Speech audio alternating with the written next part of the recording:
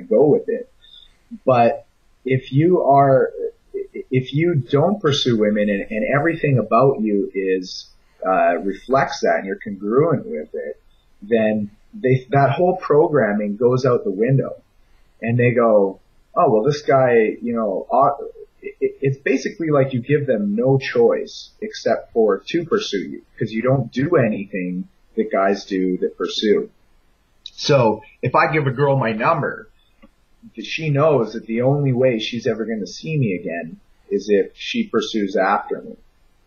And, if I, walk up and, even when I approach a girl, hey, how you guys doing? Cheers. And then I walk off and I go do something else, and I'm back talking with my friends, the only way she's going to get my attention again is if she comes over and talks to me. So all of her tricks, that she's been taught to do when men are trying to court her, she has to throw that out. And she's actually, the counterintuitive part is that the women actually want a guy who they can pursue. They have a fuck ton of guys who are trying to pursue them. Like, it's true that women have, tons of options or hot women, but the options that they have are all guys who generally want them more than she wants them. So when she meets a guy who is more of a challenge and she actually gets to, try to seduce him or try to court him, that guy is a lot more interesting to her than the other guys. It's a very good way of looking at it. That always puzzled me, was the guys who did the same thing over and over and over. It's like Albert Einstein said, doing the same thing repeatedly and expecting different results is the definition of insanity. Yeah. One of the things I've said to quite a few guys who have emailed me is, when you give a girl your number, say, or you become one of maybe 30 people who've given her your number, but the guy that escalates it, the guy that ignores her, the guy that builds up that emotional spike in her, is the one that's taking her home.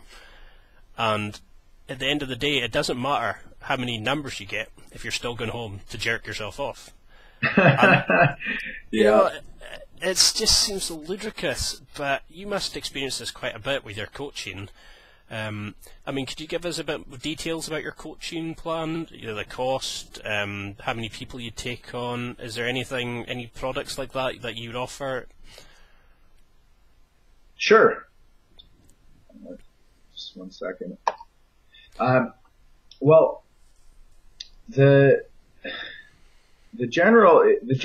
coaching, like I said before, it's really tailored to each guy, because, some guys are at that level where just talking to a woman frightens them.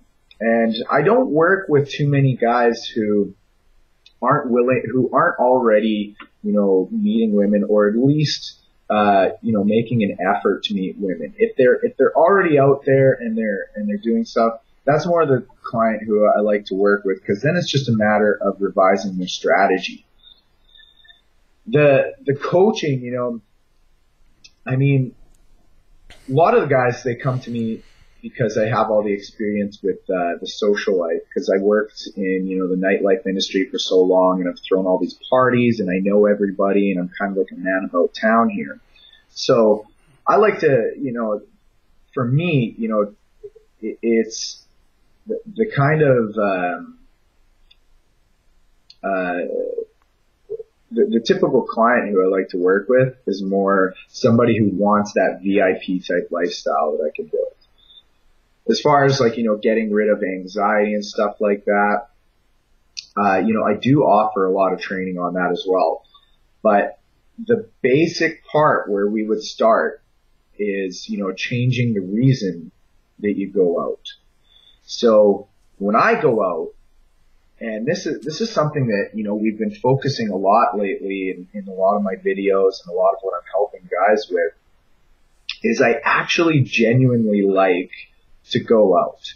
So a lot of guys, when they start, it's like, man, I'm not looking forward to going out. It's always like pulling teeth and, you know, I don't want to deal with, getting rejected again, and I feel uncomfortable in social situations. And if the place that we start is really at the core, so that, because if you change the reason you go out, if you're going out because you actually love to go out and you love meeting people and you love talking with girls and you like entertaining yourself and partying and having fun, there's really no anxiety towards that. The anxiety happens when you want something, like you want to get laid or you want to meet a girl or something like that, but a part of you really doesn't want to go through that, really doesn't want to go through the process, just kind of wants the final outcome. I just want to get laid, but I hate the part of walking up and approaching girls and all that. So I try and help guys find reasons to get excited about going out, so that going out is just this thing that they love to do, that they love meeting people, and then all that anxiety kind of disappears. So when you're going out with, a purpose, like, like, I love this bar. Every time I go to this bar, like, all my friends are working there. I love the music there. I love the DJs. I love, meeting new people and all that stuff. Then the anxiety just kind of disappears. So that's really like the first place you start. And that really involves just changing your story about who you are and why you do the things you do. That's a very great answer.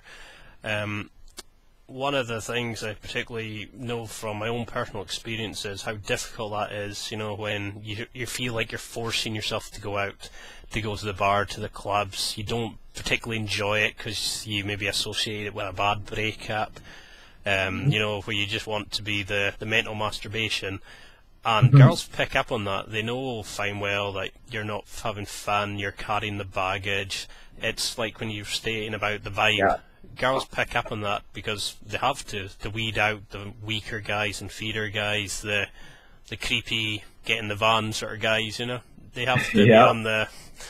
but if I can get laid at the end of the day, fuck, anybody can.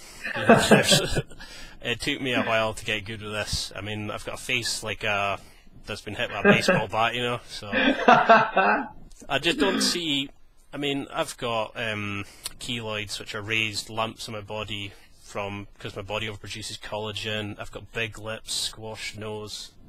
I was the social anxiety guy. I was the shy one, the black sheep of the family. And you can't overcome it. And that's why I always recommend yourself going to Brent Smith's, David D'Angelo, because you guys have developed programs that help guys. You're not just the guys who... oh, here's a line now, go off and try it with 15 girls, and then you'll end up coming back buying the product, which you can't use because you're not adapting that lifestyle. And that's why I particularly always recommend yourself, Brent, etc., because you're actually creating a better person to help them, to absorb that lifestyle. And to me, that's where you get the success from. Well, nobody wants to hear, that they have to do the inner work or that they have to change, but part of it is you really have to let go of whatever your identity was. I had decided, like, I used to look a lot different than I do now. I used to have long hair. I had like 9 piercings. I dressed like a punk rocker all the time. And I remember I wanted to start going to like these high-end nightclubs, and because that's where I saw all the most beautiful women were. And I remember I started sharpening up my image. I was like, okay, you know what? I'm gonna like start dressing nice. I want to fit the part. I want to like change who I am. And I went into this clothing store. This guy was helping me out getting changed, or like, changing my look. And he was like, let me ask you something. How old are you? And I was like, well, I'm 25.